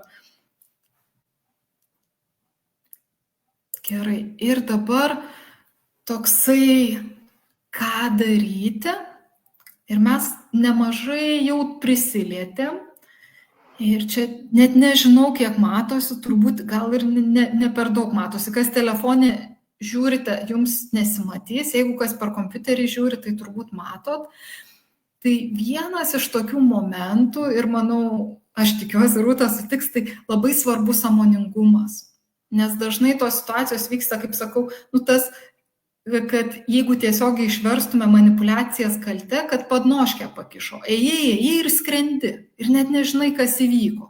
Toks ir kai, nes gali būti, tiesiog nesupranti, blogai darbe, aš nenoriu eiti, man nepatinka, šeimoje aš pykstu visada nervuota, net nežinau, kas ten vyksta, toksai tiesiog, sukasi emocijos, kažkas vyksta ir nematom nei ką mes darom, nei ką konkrečiai kitas žmogus darom. Kaip Rūta sakė, negalim atskirti savęs nuo kito.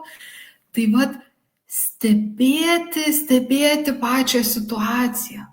vat kas įvyko, kaip aš jaučiausi, ką aš pasakiau, kaip aš sureagavau, ką kitas pasakė. Gal net pastebėti vat,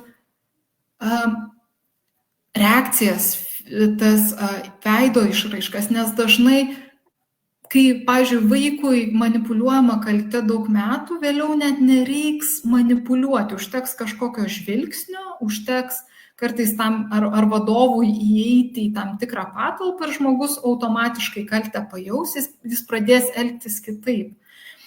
Ir vat pastebėti, ir aš siūlyčiau truputėlį įsivardinti, nes man atrodo poveikis gali būti labai dviejopas, va tie du skirtingi lazdos galai ir viskas per vidurį. Tai vienas gali būti toks, nesuprantu, ką čia šneka, kas čia vyksta, tai kas čia negerai, ko čia nori, toks, nesupranti, kas giliai nepaveikė, per visą kūną nesuėjo, arba matai kažkiek iš tavęs kažką išlaužt nori.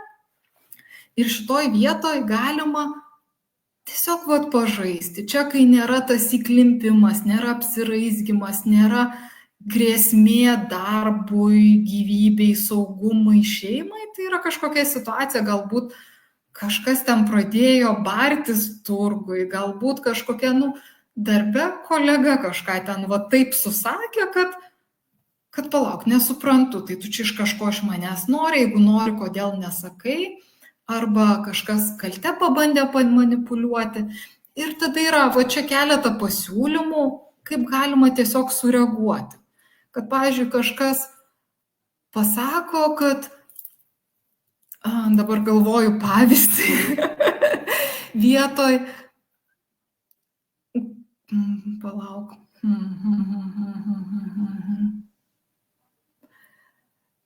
kad, žinai, jeigu tu čia šitaip nepadarysi, tai tu čia jau turėtum būti visiškai kvailys, kad taip, tu turėtum visiškai, nenormalus būti, kad neateiti į darbą, kai kitiem reikia.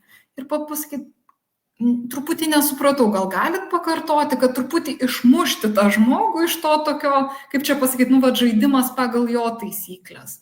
Arba pasakyti, kažkas ten sako, kažkaip, kodėl tu čia tiesiog ta kalte manipuliavimas, jeigu vyksta, žinai, tu čia labai jautriai, tu kažkaip nenormaliai reaguoji ir tada gali paklausti, o tu norėjai, kad tą išgirdus aš dar blogiau pasijausčiau. Tiesiog tu to žmogaus nepuoli, bet paklausi, ar tu norėjai tą poveikį padaryti, tas, kad tiesiog žmogus kartais, kuris manipuliuoja, taip jis net nesupranta, kad jis manipuliuoja, jis nesupranta, ką daro, jo tas įprotis ir tu truputėlį grąžini jam, ar tu tikrai nori šitą pristatyti į šitą pokalbį. Ar tikrai tavo tokia yra pozicija, kad tu nori nuneigti, manipuliuoti, pasakyti, kad o kodėl tu taip sakai, kas tau sudarė nuomonę, kad aš nežiūrėjau, neįsigilinau į tas, pavyzdžiui, skaidres, kodėl manai, kad mano klausimas nepagrįstas. Tarsi tokį kitam žmogui duoda akimirką pagalvoti, ar tikrai jis nori eiti iš tos pozicijos, ar tikrai jis nori kažkaip stotis tenai ir aišku, aš čia nelabai, kaip čia pasakyti, kadangi vietoj galvoju tas situacijas ir tie truputį pasakymai tokie šabloniniai yra, tai nėra, bet kartais tokių, kai sustoji ir automatiškai nežaidi pagal to žmogaus taisyklės, kai tau nesukyla tos emocijos ir tu pasitikslini tiesiog. Tu nori, kad aš nepatogiai pasijaučiau šitoj situacijai. Ar, ko būtent nori iš manęs, gal gali pakartoti. Tai toksai momentas, kaip tau, Rūta, ar yra tekę susidurti, ar yra tekę gal kažkaip, man atrodo, minėjai, kad kartais žaidžia troliam su klientais, ką atsakyti situacijoje. Aš galvoju, kad tai, ką tu sakai, ir tai padaryti, tai reikia dviejų dalykų. Tai visų pirma, reikia sąmoningumo, kad čia kažkas vyksta, nes pagalvokime, kai žmogus labai greitai ir iš karto atskiria, kad jau čia kažkas vyksta, tai jis ištransliuoja. O jeigu jisai neatskiria ir neištransliuoja kitam, ką tai reiškia, kad tai tokia suteikia galimybę tam manipuliatoriui ir toliau savo bėgiais važiuoti, ar ne, nes tu nesupranti, ką aš darau, bet darau tai, kas man būtų naudinga. Tai pirma, reikia suprasti, ar ne, o antras dalykas tai yra turėti įgūdžius ir lavinti įgūdžius atsakyti. Nes kartais mes būnam iš tiesų sąmoningi ir suprantam, kad vyksta kažkokie nelabai geri dalykai, bet ir pasiliekam su tais dalykais, nes nežinom, kaip čia dabar, tai paprastai sakant, atstovėti už save. Ir tai, ką mes kartais su klientais darom ir kas sukelia iš tiesų klientams, kartais ir man, aišku, gal tai nėra labai įprasta, bet klientams ypatingai sukelia diskomfortą, tai yra rolės. Tai yra tam tikras toksai pažaidimas, užduotis pabūti tam tikrose rolėse ir vaidmenyse ir pabūti, pasitreniruoti, ar ne, ką būtų galima ir kaip būtų galima atsakyti. Ir va tada mes tyrinėjame, kaip pasijaučiasi, kas vyksta manyje, su mano mintimis, su mano kūno emocijomis ir visų kuo, kai aš tai sakau. Ir tas už tai ir nėra malonu. Ir dėl to mes ir nepanaudojame kartais tų savo įgūdžių arba tiesiog net nelavinam, nes tam, kad juos išlavintume, turim susidurti su tuo nemalonumu ir su tuo nepatogumu. Tai vat, sąmoningumas ir įgūdžiai, tas toksai mokymasis lietuvių kalba yra toksai žodis tvirtabūdiškai bendrauti, tvirtabūdiškai komunikuoti. Bet ar ne tas atstovėti, paprastai sakant, už save, už savo poziciją. Tai to reikia mokytis, aš galvoju dar, jeigu galvot, ką daryti, tai yra lietuvių kalba taipogi puikia knyga, tai yra Nesmurtinis bendravimas, vadinasi Rosenbergo knyga. Ten irgi galima rasti tą tokį šablonėlį nesmurtinės komunikacijos, kaip galima pasakyti tai, ką aš noriu pasakyti, tuo nesmurtinės komunikacijos principu. Tas vėlgi nelabai atrodo taip įprasta ir keistai gal netgi, jeigu mes pradėtume. Na, žinai, Eglė, kai tu pasakei tą ir tą, aš išgirdau, man kilo mintis, aš pasijaučiau, ir taip toliau. Tai toks labai šabloniškas ir atrodo neįprastas bendravimo būdas. Be jokios abejonės jį galima šiek tiek prisitemti prie savo situacijos, prie savo bendravimo būdo, bet išlaikyti tam tikrą struktūrą, kad tai būtų tai, ką aš išgirdau, tai kaip aš jaučiuosi, kas vyksta manyje ir ką dabar su tuo darysi. Bet kad tai padaryti, tai reikia nemažai tikrai ugdyti tuos įgūdžius ir nemažai tyrinėti tiek save santykyje su kitu žmogumi. Tikrai taip, nes va čia aš pradėjau nuo to ledkalnio viršūnėlės, kur kartais, man atrodo, įsivaizduom, kad va, tas sprendimas tai yra tas kietas atsakymas kažkoks, kaip Jameso Bondo numesti, bet va, visas tas darbas, ką tu sakai, tai yra tas ledkalnis po apačia, tas sąmoningumas apie save, apie santykius, nes va čia, kaip aš pradėjau nuo to, kad kažką protingiau pasakyti suveiks tada, jeigu mums nesukels reakcijos vidinės. O labai dažnai tie žodžiai kažkas pamanipuliavo ir galim jaustis, kad kyla pyktis, mūsų rakina, kad mes iš karto pajaučiam poreikį pataikauti ir va tas toks, tiesiog mūsų fiziškai automatiškai sureaguom. Ar mes tada slopinam tą, kaip čia pasakyti, pyktį savo, kad nepriekti boso, neapšaukti vyro, kuris gali imtis fizinio smurto, kažką nesugadinti santykio, arba mes tiesiog stovim toj situacijoje, galbūt tokį nuleidę galvą ir dažnai, man atrodo, yra tas, kad žmogus, prieš kurį smurtaujama ir žmogus, kuriuo manipuliuojama, jis gėdą jaučia toj situacijoje, kad jis ar gėdą, ar kaltę jaučia, ne tas, kuris kažką netaip daro. Ir va tie fiziniai pojūčiai, kaip tu sakai, kūne, jie yra labai nemalonūs ir va tas pirmas žingsnelis yra ne nuo to, kaip mes norim, kad būtų, bet nuo to, kas realiai vyksta ir, kaip tu sakei, pasižiūrėti tuos fizinius pojūčius, kas kūne vyksta. Ir kitas momentas, man kas labai patinka, nes, tai, kaip sakai, tai yra darbas, tyrinėti, suprasti, pamatyti. Aš dirbu su psichodinaminio coachingo metodu ir tenai paremta Karlo Jungo darbu su asmenybės šešėliu. Tai yra kažkiek persidengia su psichologija, tik aišku yra daug siauresnė kryptis ir visgi dėl to tai yra coachingas. Tai kaip čia pasakyti, į dabartį ir ateitį orientuota tas metodas. Bet ta šešėlinė dalis sako, kad tas, kas mumis erzina, yra mumyse, greičiausiai paslėpta pasąmoniai, užrakinta, mes to savyje nepriemam. Ir čia yra abi pusės, pas mus visus yra galimybė būti tiek auka, tiek manipuliatorium. Ir vienų žmonės erzins tas manipuliatorius, kels tuos jausmus, kitus žmonės erzins tie, kurie nesusitvarko, inkščia, skundžiasi, kuriem viskas negerai. Pamečiau ausinę, nebykit. Tai tiesiog yra ta viena dalis, kurios mes nenorim priimti ir taip jau gaunasi, kad tada atsiranda žmonių aplinkui ir mūsų pasąmonė tarsi rodo, pažiūrėk į jį, pažiūrėk jam mums labiau, kaip jiem reikia būti. Ir iš tikrųjų būna, yra tam tikri metodai, kai prisikasus, ir aišku, nėra taip, kad, kaip čia pasakyti, kiekvienas žmogus yra atviras, kitam žmogui būna pradedam dirbti tuo metodu, kad tą šešėlį ištraukti, parodyti, kažkas, kas tame žmoguje tau neveikia, kuo tave jis trikdo, tavyje irgi yra ir tai nėra bloga dalis. Ir būna, kad tokios fizinės reakcijos atmetimo būna, kad iki galo net nedainam iki to šešėlio pamatymo. Bet jeigu žmogus priima, jeigu išeina, tikrai yra kai kurių gerų technikų, tai Shadowscape naudoju, bet yra toks gana žinomas, nežinau ar girdėjai, Byron Katie The Work metodas, kurie apsuka, kurie parodo, kad, pažiūrėk, ir tavyje yra.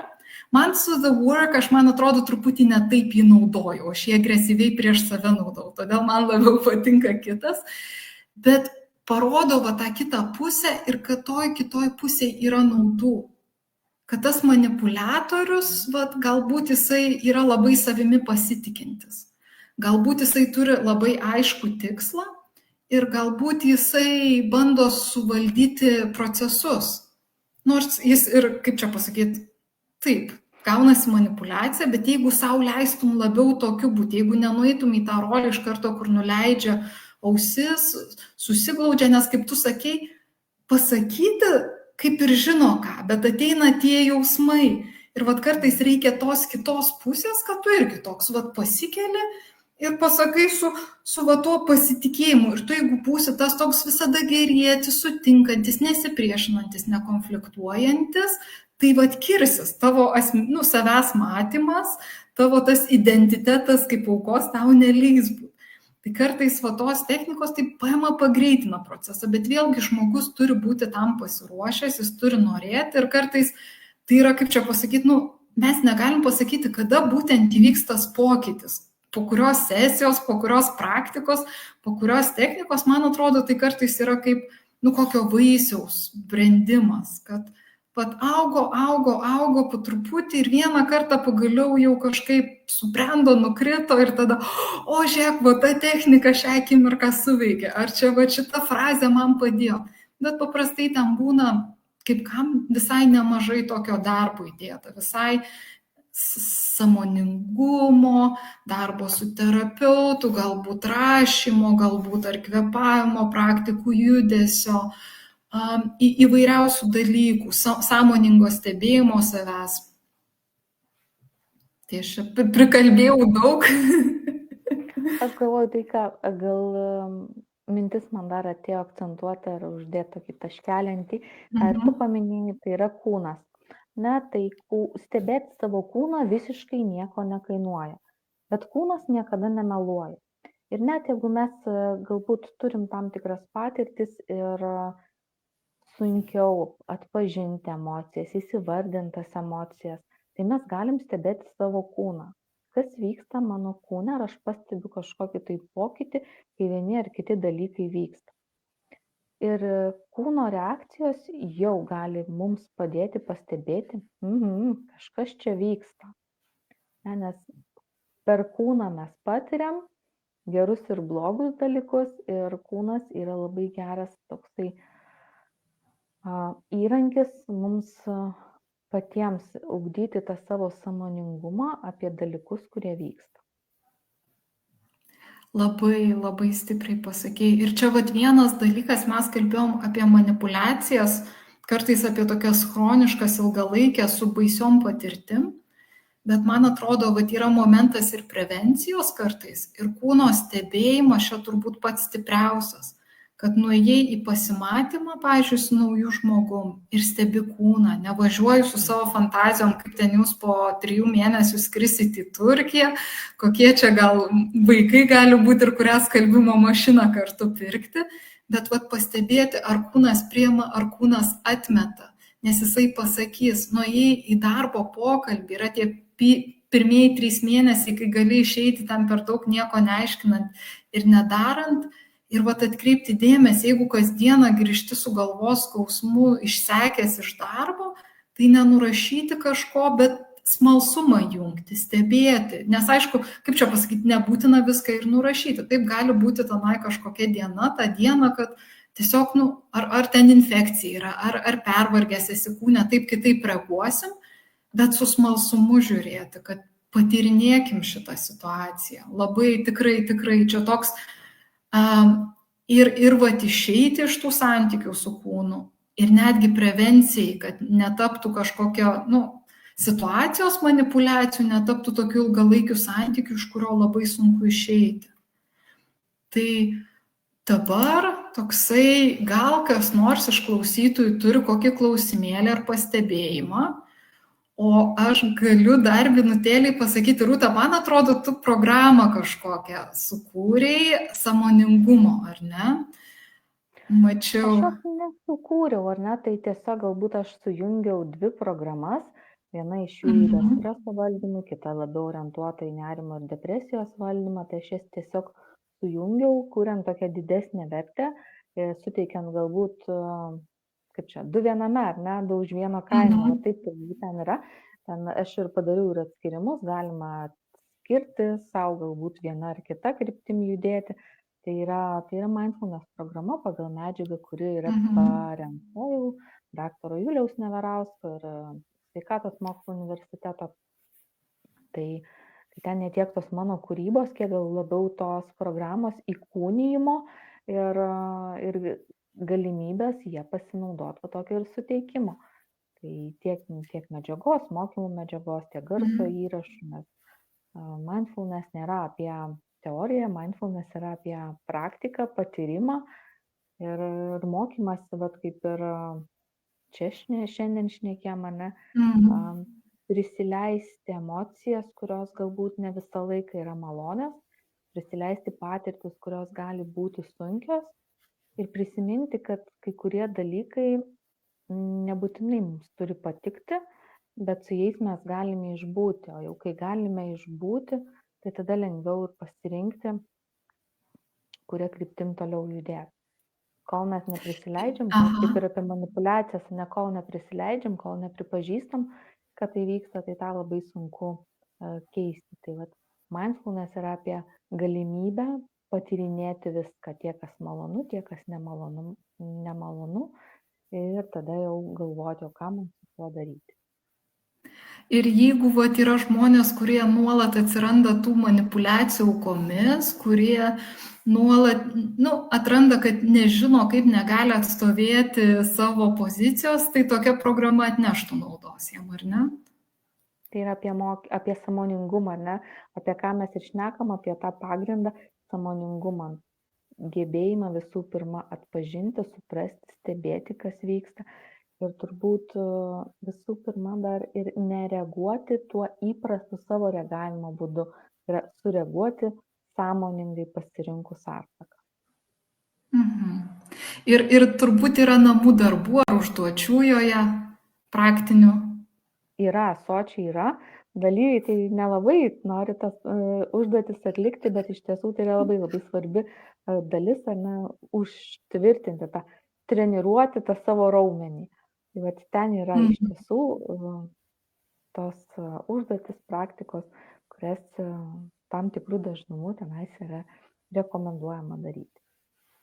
Nes, kiek aš žinau, mes abi su Rūta ir dirbant asmeniškai su klientais mėgstam įduoti užduočių tarp sesijų, kad tas kas vyksta sesijose, neišgaruotų, neuždaryta būtų iki kitos sesijos, o kad visos įžvalgos pataptų realybė, kad būtų daromi tam tikri elgesio, mąstymo, reagavimo eksperimentai, sąmoningumas įvedamas į situacijas. Ir mes abi dirbam, kaip čia pasakyti, ir asmeninės konsultacijas darom, Rūta psichologinės daro, pas ją, man atrodo, ir viena, ir 3 sesijų, ir vienos, ir 3 sesijų paketai yra. Atrandame kartu puslapius, atrandame kartu su Rūta Mazilauskaitė, tenai, man atrodo, yra nuorodos, ar ne, kaip užsiregistruoti. Ten yra parduotuvė, ten yra nuorodos, taip. Ten informacija. Aš darau 6, 8 ir 12 sesijų programas, kurios nėra labai griežtos programos, vyksta pagal tai, su kuo žmogus ateina, kas pas jį vyksta. Tiesiog yra ta struktūra, kad ir namų darbai yra, ir sesijų kiekis, ir palaikymas tarp sesijų. Galite man rašyti, nes dar yra prieš tai toksai nemokamas susipažinimo skambutis, kur aptariam, kas vyksta, ar gali šitas metodas padėti, kokių rezultatų norima, ar norima kartu dirbti. Tai galite susisiekti per Eglę Šešėlio coacherę ar Eglę Visockytę. Ir nes kartais, kaip čia pasakyti, kartais reikia truputėlį sąmoningumo, kartais reikia idėjų, ką atsakyti, o yra situacijų, kur reikia tikrai visą tą ledkalnį kažkaip ištirpdyti, nugramdyti ten po truputį. Yra dalykų, kur tikrai kartais lengviau su kito žmogaus nuolatiniu palaikymu. Tai klausimų mums niekas neprimetė. Nežinau, Rūta, gal apibendrinimui porą žodžių norėtųsi pasakyti? Net nežinau, ką dabar, su tuo apibendrinimu čionais, kas man dabar ateina į galvą. Turbūt tik norisi savo ir kitiem priminti, kad kai kurie dalykai nebūtinai pasikeičia greitai ir labai greitai, kad ir kaip norėtume. Ir galim pajausti tokį nusivylimą, kad ar čia žiūrėjau, kitur žiūrėjau, aš tiek daug turiu žinių, kartais žmonės sako, aš tiek daug turiu žinių, kad aš galėčiau jų mokymus vesti. Bet pasirodo, kad praktikoje nesikeičia ta situacija ir vis tiek kažkas lieka. Ir turbūt dėl to ir mano darbe pati aš laikausi to požiūrio, kad tas žinias įkūnyti kažkokiu tai būdu ir neatsitiktinai tie namų darbai, tos užduotis namuose, kad mintys ir žinios gautų kažkokią tai formą ir išeitų į pabandymą, į bandymą, į kažkokią tai patirtį. Ir labai dažnai pasirodo, kad mes turim resursų, gal ne patį didžiausią ruodą, bet jau kažkokį turim ir turim nuo ko atsispirti. Ir kuo daugiau mes tų pozityvių ir tiesiog kitokių patirčių gaunam, tuo tas mūsų mažas bumbulėlis pradeda didėti. Ir pamatom, kad netokie mes maži ir bejėgiai esam prieš tuos manipuliatorius, netokie mes bejėgiai esam prieš kažkokias gyvenimo situacijas ir kad galbūt ne viskas mums pavyksta 100%, bet kaip mano dėstytojai sako, tai galim judėti prieki su permaininga sėkme. Tai tą turbūt labai svarbu ir prisiminti, kiekvieną kartą savo priminti, kad ne visada mums viskas pasiseka tuo 100%, bet nebūna ir taip, kad viskas 100% mums nesiseka ir su ta permaininga sėkme judėti į priekį. Taip gražiai pasakėjai, taip gražiai sudėliojai taškus ant i. Gavom širdučių ir padėkų iš Giedrės, Rasitos, tai labai ačiū, kad buvot su mumis, labai ačiū, kad klausėt, ačiū iš širdutes. Rūta, taip gražiai susakei, kad jau net nežinau, ką be pridėti, tai manau, sakau visiems ačiū tau, ačiū klausiusiem, ačiū ir savo pasakysiu, ir gero vakaro, ir, kaip čia pasakyti, pastebėjimų. Tų gerų žingsniukų, pastebėjimo tų pokyčių ir gerų dalykų. Tai ačiū ir sudie. Ačiū, Eglė, tau ačiū visiems.